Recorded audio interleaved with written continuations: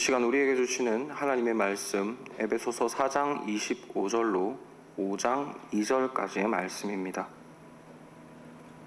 제가 가진 성경으로 신약 성경 314면에 있습니다.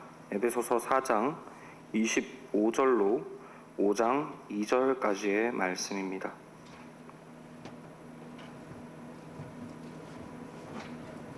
에베소서 4장 25절로 5장 2절까지의 말씀 다 찾으신 줄 알고 한 절씩 교독하도록 하겠습니다. 그런즉 거짓을 버리고 각각 그 이웃과 더불어 참된 것을 말하라. 이는 우리가 서로 지체가 됨이라.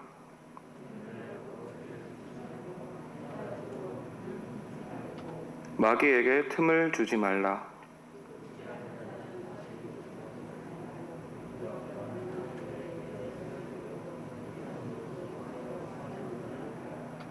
무릇 더러운 말은 입 밖에도 내지 말고 오직 덕을 세우는 데 소용되는 대로 선한 말을 하여 듣는 자에게 은혜를 끼치게 하라.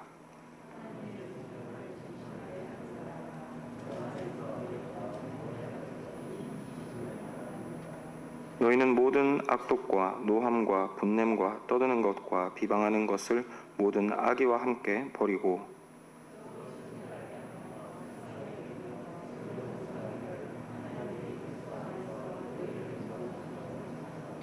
그러므로 사랑을 받는 자녀같이 너희는 하나님을 본받는 자가 되고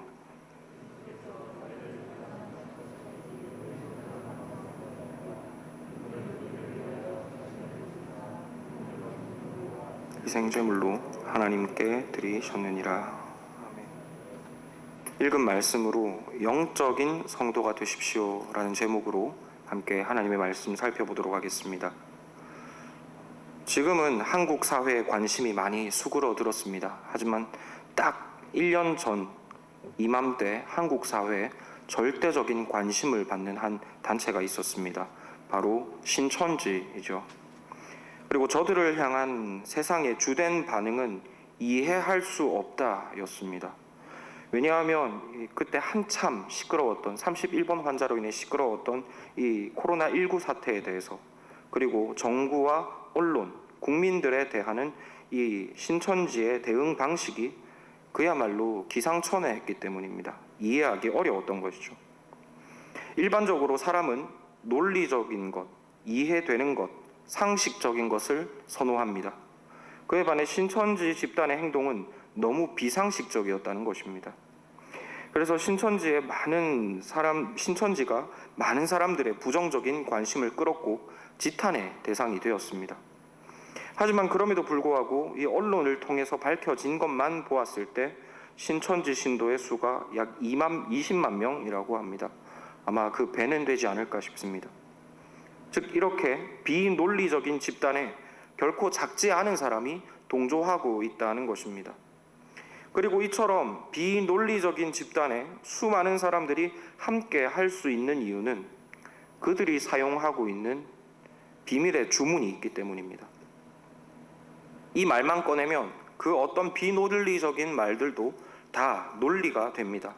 아무리 비상식적인 말을 하더라도 이 주문만 외우면 용서가 되는 주문이 있다는 것입니다. 그 주문이 무엇이냐 하면 바로 영적이다라는 주문입니다. 그리고 이 주문은 비단 신천지와 같이 특정 이단 종교에서만 효과를 내는 주문은 아닌 것 같습니다. 아마도 교회를 비롯하여 대부분의 종교에서 사용되고 있으리라고 추측해 봅니다. 이해가 되지 않는 부분이 있으면 이것은 영적인 것이다 라고 주문 한 번만 외우면 그것이 다 덮여진다는 것이죠. 설명하기 어렵거나 논리적으로 설득이 안 될 때 이 종교 지도자들은 흔히 이런 주문을 씁니다. 이것은 영적인 것이다 라고 말입니다. 그러면 이것이 다 덮여지고 더 이상의 질문이 없어집니다. 영적이라는데 뭘 더 물어? 이렇게 흘러가게 된다는 것이죠. 가정도 내팽겨치고 주의 종에게 헌신해야 복을 받는다라고 말하면 모두 고개를 갸웃합니다. 하지만 거기에다 한마디 덧붙입니다. 이것이 영적으로 복받는 비결입니다 라고 말입니다. 그러면 아멘이 터져 나옵니다. 상식적으로 생각할 때 누가 보아도 이단이나 할 것 같은 말에다가 이 영적이다라는 말만 덧붙이면 이것이 다 신비로운 영적 진리로 해설이 된다는 것이죠. 이런 식으로 이 영적이다라는 표현은 한국 교회뿐만 아니라 한국의 대부분의 종교에 있어서 모든 비상식을 덮는 마법의 주문이 되어버렸습니다. 그렇다면 성경은 이 영적이라는 표현을 도대체 어떻게 설명하고 있을까요? 과연 우리가 받아들이고 있는 것처럼 이렇게 비상식적이고 비논리적인 것을 합리화하는 표현으로 사용하고 있을까요? 물론 일정 부분에 있어서는 아주 조금은 그렇다고 할 수도 있을 것 같습니다. 왜냐하면 이 영적인 영역은 우리의 지식으로 다 이해할 수 없는 영역이기 때문입니다. 우리가 믿음으로 하나님의 깨닫게 하여 주심을 구하며 믿음으로 받아들여야만 하는 영역이 있다는 것이죠. 하지만 그럼에도 불구하고 결론부터 말씀드리자면 결코 아닙니다. 오히려 정반대라고 할 수 있습니다. 성경은 영적인 것을 지극히 상식적인 것, 지극히 온전한 것이라고 우리에게 교훈하고 있습니다. 우리는 그 사실을 오늘의 말씀을 통해서 발견할 수 있습니다. 우리는 지금껏 계속해서 이 에베소서 말씀을 통해서 구원받은 성도의 정체성이 무엇인가에 관하여 살펴보아 왔습니다. 그리고 이를 한마디로 요약하자면 그 안에 옛사람은 죽고 예수님의 영이 살아있는 사람이라고 했습니다. 이런 점에서 볼 때 성도는 그야말로 영적인 사람입니다. 신령한 사람인 것이죠. 성령께서 그 안에 살아계시니 이만큼 영적인 존재가 또 있겠느냐 하는 것입니다. 그래서 지난 시간에 우리가 살펴본 대로 우리는 늘 새 사람을 입고 살아가야 하며, 즉 성령을 입고 살아가야 하며 성령의 인도하심에 민감하게 반응하는 성령적인 사람, 영적인 사람이 되어야 한다라고 살펴보았습니다.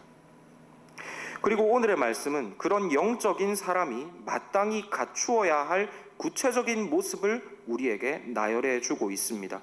이것은 명백하게 영적인 자가 어떻게 살아가야 하는가를 구체적으로 교훈하고 있는 말씀이라는 것이죠. 그런데 그 말씀을 쭉 살펴보면 전혀 신비롭지도 그리고 비상식적이지도 않습니다.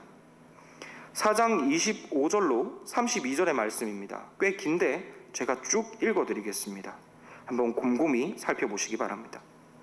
그런즉 영적인 사람은 이렇게 살아야 한다는 것입니다. 거짓을 버리고 각각 그 이웃과 참된 것을 말하라. 분을 내어도 죄를 짓지 말며 해가 짓도록 분을 품지 말고 마귀에게 틈을 주지 말라. 도둑질하는 자는 다시 도둑질하지 말고 돌이켜 가난한 자에게 구제할 수 있도록 자기의 손으로 수고하여 선한 일을 하라. 무릇 더러운 말은 너희 입 밖에도 내지 말고 오직 덕을 세우는데 소용되는 대로 선한 말을 하여 듣는 자에게 은혜를 끼치게 하라. 하나님의 성령을 근심하게 하지 말라. 너희는 모든 악독과 노함과 분냄과 떠드는 것과 비방하는 것을 모든 악의와 함께 버리고 서로 친절하게 하며 불쌍히 여기며 서로 용서하기를 하나님이 그리스도 안에서 너희를 용서하심 같이 하라. 지극히 상식적인 내용들입니다.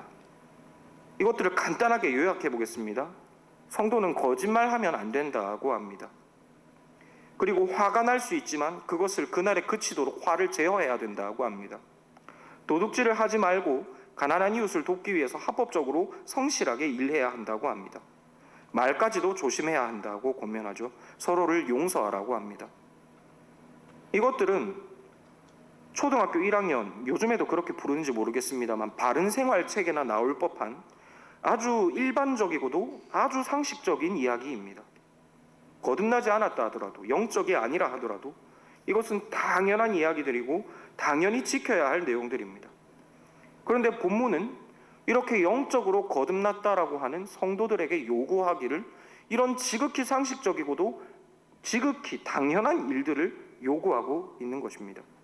그렇다면 왜 본문은 이 신령한 영적인 성도된 우리에게 이런 지극히 당연한 일들, 상식적인 일들을 요구하고 있는 것일까요?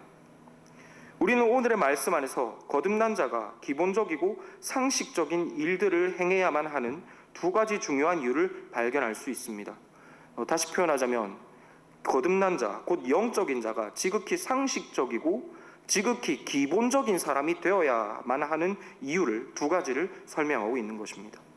그리고 첫 번째 이유는 영적인 사람이란 이런 기본을 통해서 스스로를 보호하고 보존하는 존재이기 때문입니다.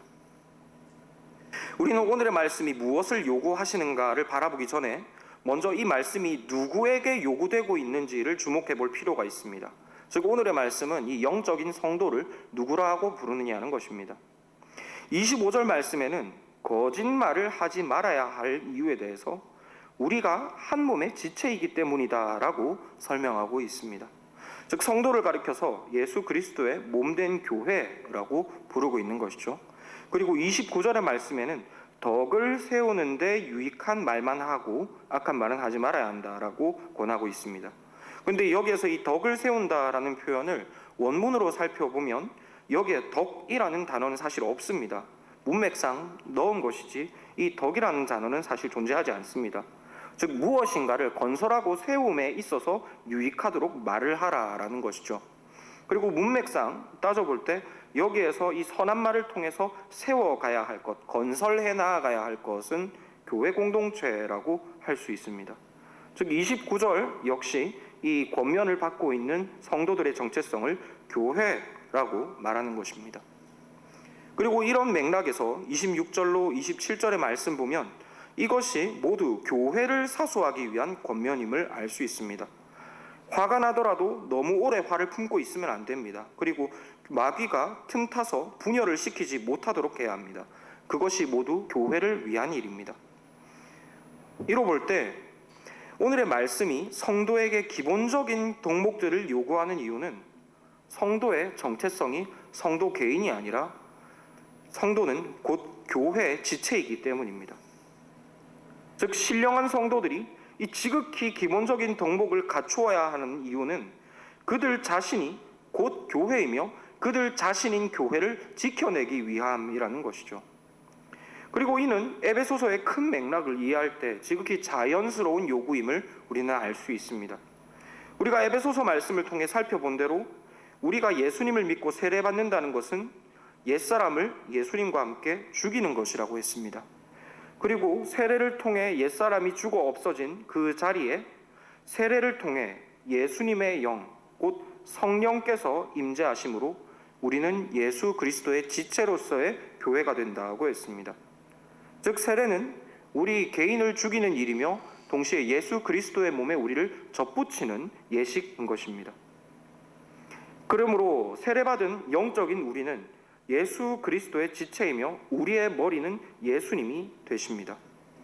이런 예수 그리스도의 새로운 몸이 바로 교회인 것이죠. 즉 우리에게 있어서 우리 개인은 존재하지 않습니다. 엄밀히 따졌을 때 우리는 곧 교회인 것입니다.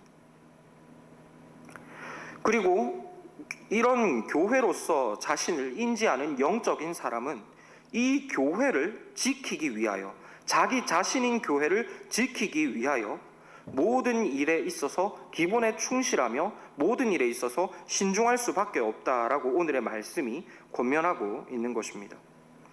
영적인 사람은 거짓말을 하지 않습니다. 말을 가려서 덕스럽게 합니다. 그리고 화가 나지 않을 수는 없겠지만 그 화를 마구잡이로 쏟아내지 않고 화를 제어합니다. 왜 그렇습니까? 왜냐하면 신중하지 못한 언행이 자기 자신인 교회에 큰 고통을 가져다 줄 수밖에 없다는 사실을 잘 알기 때문입니다. 이 위험한 기계를 다루시는 분들이 본능적으로 작업장에서 자신을 보호하기 위해서 아주 신중하게 행동을 하지 않습니까? 프레스 작업을 한다거나 위험한 칼을 다루는 작업이라거나 이런 것들을 하시는 분들은 본능적으로 행동을 최소화하고 몸에서 무엇인가 삐져나가지 않도록 노력을 하시는 것들을 보았습니다. 자기 자신을 본능적으로 지키기 위함인 것이죠. 이와 마찬가지로 성도가 기본에 충실하다, 이웃에 대하여 아주 예의 바르게 행동한다는 것, 이것은 자기 자신이 곧 영적으로 거듭난 교회임을 인지한다는 의미입니다. 그렇기 때문 영적인 사람은 영적인 인지가 있는 한 모든 행동에 있어서 지극히 조심하고 지극히 예의 바르도록 상식적으로 행동할 수밖에 없습니다. 말을 뒤집어 표현해 보자면 누군가가 영적인 것처럼 말하고 행동하지만 그가 교회 안에서 기본을 지키지 않는다면 그는 사실상 영적인 사람이 아니라는 의미라는 것이죠. 간단하고도 극단적인 예를 들어보겠습니다. 똑같은 시간 동안 신앙생활을 하셨고 똑같이 경건생활을 하시는 두 성도님이 계시다고 해보겠습니다. 그런데 한 분은 사람이 참 점잖으십니다. 그리고 영적인 이야기를 입 밖에 그렇게 잘 내시는 경우가 없습니다. 또 한 분은 송구한 표현입니다만 좀 경우가 없으십니다. 비상식적이신 것이죠. 그런데 항상 영적인 이야기를 말하십니다. 그렇다면 이 두 분 중에 누가 더 영적인 성도님입니까? 질문을 바꾸어 보겠습니다. 이 둘 중에 누가 예수 그리스도의 몸이요 성도의 자기 자신인 교회를 지키는 사람이겠습니까?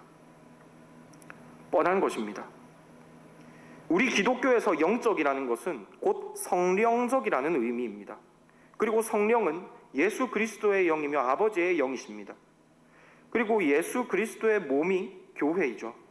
그래서 다른 종교에서는 몰라도 우리 교회에 있어서 영적이라는 것은 곧 교회적이라는 의미로 해석할 수 있습니다. 그리고 교회는 복음 안에 있는 기본과 상식을 통해서 지켜집니다. 계일의 비밀하고 은밀한 신비를 통해서 지켜지는 것이 아니라 서로를 향한 기본적인 예의와 그리고 복음을 따르는 질서를 통해서 교회가 지켜진다는 것이죠. 곰곰이 생각해 보시기 바랍니다. 우리가 지금껏 신앙생활을 해오면서 많은 성도님들을 마주치셨을 것입니다. 그리고 그 중에는 우리가 흔히 영적이다라고 말하는 성도님들도 많이 계셨을 것입니다. 그런데 그런 분들의 말이 조심스럽습니다만 소위 말하는 예언사역 혹은 방언사역 그런 일들의 열매가 끝내 어떻게 맺어졌는가에 대해서 기억해 보시기를 권합니다. 아마 그런 것들을 통해서 교회가 덕스럽게 세워진 경우는 극히 드물 줄로 압니다. 오히려 이런 신비로운 개인적인 체험들로 인해 교회가 어려워지는 경우가 허다하게 많죠. 영적인 자, 곧 교회의 일원인 자는 교회의 예절과 상식에 익숙한 사람이어야 합니다. 기본이 되어 있는 사람, 그 사람이 곧 영적인 사람인 것입니다. 이것이 오늘의 말씀이 우리에게 보여주는 신령한 자가 곧 기본에 충실해야 할 첫 번째 이유입니다. 그리고 두 번째로 오늘의 말씀이 이 영적인 사람이 기본에 충실해야 할 두 번째 이유는 신령한 자의 머리가 바로 그러하시기 때문입니다. 앞서 말씀드린 대로 본문은 대부분 상식적인 선에서 이해가 되는 이런 기본 덕목들을 요구하고 있습니다. 그리고 이와 같은 본문의 결론이자 요약이 5장 1절로 2절에 기록되어 있습니다. 한마디로 지금까지 나열되었던 이 상식적인 요구들이 모두 이 5장 1절로 2절의 이유로 인함이라는 것입니다. 그리고 그 이유를 제가 읽어드리겠습니다. 5장 1절로 2절의 말씀입니다. 그러므로 사랑을 받는 자녀같이 너희는 하나님을 본받는 자가 되고 그리스도께서 너희를 사랑하신 것 같이 너희도 사랑 가운데서 행하라. 그는 우리를 위하여 자신을 버리사 향기로운 제물과 희생제물로 하나님께 드리셨느니라. 말씀인즉 신령한 성도는 기본 덕목을 갖추어야 한다는 것입니다. 상식적이어야 한다는 것이죠. 왜냐하면 우리 아버지이신 하나님께서 그러시기 때문이며 우리가 받은 바 그리스도의 사랑이 그러하기 때문입니다. 즉 아버지가 아주 온전하시고 우리의 머리이신 그리스도께서 온전하시기 때문 그 몸인 교회가 온전한 것은 마땅한 일이라는 것입니다. 앞서 말씀드린 대로 우리의 구원은 우리가 죽고 예수님의 지체로서 우리가 부활함입니다. 좀 더 직관적으로 표현하자면 우리 주 예수님께 흡수됨입니다. 한 걸음 더 나아가 우리는 예수님 안에서 그 하나님의 자녀가 되었습니다. 그래서 교회의 지체인 우리에게는 반드시 우리의 머리이신 예수님이 나타나야만 하고 또 우리의 아버지이신 하나님이 나타나셔야만 합니다. 아마 몇 달간 지켜보셔서 아시겠습니다만 저는 목사치고 머리를 좀 짧게 자르고 다니는 편입니다. 머리를 자르러 가면 군인보다 조금 더 짧게 잘라주십시오라고 항상 요구를 합니다. 저도 좀 점잖게 머리를 기르고 적당히 품위를 지키면서 이렇게 머리 모양을 만들고 싶습니다만 머리가 너무너무 곱슬해서 감당이 안 되는지라 어쩔 수 없이 짧게 자르고 다닙니다. 얼마나 머리가 곱슬곱슬하냐 하면 한 2달만 머리를 안 자르면 머리에 볼펜이 한 20자루 정도는 꽂힐 수 있을 정도로 머리가 바글바글합니다. 그래서 교회 사무실에 제 머리카락이 떨어져 있으면 이게 누구 머리카락인지 대반해 압니다. 지체가 꼭 몸에 붙어 있지 않더라도 딱 보면 그 지체가 누구의 것인지를 반영하고 있다는 것이죠. 무슨 말씀을 드리려 하는가 하니 예수님의 몸인 우리 역시 그러해야 하다는 것입니다. 예수님의 지체인 우리는 예수님의 지체인 우리는 예수님의 정보를 그대로 반영해야 합니다. 더 나아가 예수님 안에서 우리의 아버지 되신 여호와 하나님의 어떠하심을 우리 안에 나타내야 합니다. 그러므로 영적인 사람, 곧 교회로 새롭게 거듭난 사람은 교회의 머리이신 예수님, 그리고 아버지이신 하나님을 닮아가야만 하는 것이죠. 그렇다면 우리가 마땅히 본받아야 할 하나님은 어떤 분이십니까? 물론 신묘막측하신 분이십니다. 인생이 감히 예측할 수 없는 신비로우신 분이십니다. 하지만 그럼에도 불구하고 분명한 사실은 그분은 지극히 온전하시며 지극히 정상적이신 분이라는 진리입니다. 우리는 갈라디아서 5장 22절로 23절의 말씀을 통해서 분명히 이 사실을 확인할 수 있습니다. 오직 성령의 열매는 사랑과 희락과 화평과 오래 참음과 자비와 양선과 충선과 온유와 절제니 이 같은 것을 금지할 법이 없느니라. 바울 사도는 성령께 사로잡힌 자가 맺을 열매에 대해서 이렇게 설명하고 있습니다. 그런데 이 성령 하나님은 하나님의 영이시고 곧 예수님의 영이시라고 했습니다. 즉 마음속에 하나님의 영을 모신 성도는 이런 열매를 맺어야 한다는 것입니다. 그리고 그런 성령 하나님의 열매가 무엇인가 하니 사랑하는 분이시며 기쁘신 분이시며 화평케 하는 분이십니다. 오래 참으시고 자비로우시며 선하시고 믿음직하십니다. 온유하시고 절제하시는 분이십니다. 이와 같은 하나님의 성품은 절제될 필요가 없습니다. 왜냐하면 너무나도 온전하고 마땅하며 상식적인 성품이기 때문입니다. 그렇다면 이 하나님을 본받는 성도는 어떤 사람이 되어야 하겠습니까? 오늘의 말씀으로 표현해 보자면 신령한 성도는 어떤 사람이 되어야 하겠습니까? 온전한 사람이 되어야 하는 것입니다. 상식적인 사람, 기본에 충실한 바른 사람이 되어야 합니다. 이것이 영적인 성도의 모습입니다. 성령 하나님의 감동 주심을 따라 살아간다라고 말하면서 온갖 비상식적인 행동들을 합리화하는 사람이 절대로 영적인 사람이 될 수 없다는 것입니다. 우리는 영적인 사람에 대해서 새롭게 정의를 내려야 할 필요가 있습니다. 제가 어릴 적 이웃교회 자칭 영적인 목사님이 계셨습니다. 분명히 시간 약속을 목사님들끼리 잡았는데 자리에 나타나지 않으시는 경우가 많았다고 합니다. 전화를 해보면 성령께서 가지 말라고 하셨다고 합니다. 마음에 안 드는 일이 있으면 버럭 화를 내십니다. 성령께서 기뻐하지 않으신다고 합니다. 과연 이런 모습들이 정말로 영적인 모습이겠습니까? 이런 생각은 영이신 하나님의 이름을 욕되이 일컫는 생각입니다. 오늘의 말씀은 우리에게 이렇게 교훈하고 계십니다. 하나님을 그런 경우 없는 분으로 몰아가지 말라고 말입니다. 영이신 하나님은 선하신 분이십니다. 회전하는 그림자도 없으신 온전하신 분이십니다. 그러므로 그 하나님을 닮는 자, 곧 성령에 충만한 성도에게는 경우 없는 모습이 점점 더 사라져가야 하고 점점 더 온전하고 상식적인 모습이 채워져 가야만 합니다. 말씀을 정리하고자 합니다. 사실 오늘의 말씀은 전혀 어려운 말씀이 아닙니다. 지극히 당연하고 지극히 상식적인 말씀입니다. 물론 우리는 은혜로 구원받았습니다. 우리의 자격과 공로가 아닌 믿음을 통하여 구원받았습니다. 하지만 그럼에도 불구하고 우리는 지극히 온전하신 예수 그리스도의 지체로 구원받았습니다. 그렇다면 우리에게 우리의 머리 되신 그리스도와 또 그 안에 아버지가 되신 하나님께 영광 돌릴 일이 무엇이겠습니까? 그리고 우리는 어떻게 하여야 우리를 불러 모으신 그 하나 되게 하신 교회를 지켜낼 수 있겠습니까? 간단합니다. 기본에 충실하면 됩니다. 아버지를 따라 온전히 행하면 됩니다. 악은 모양도 버리면 됩니다. 지극히 평범하고 기초적이며 간단합니다.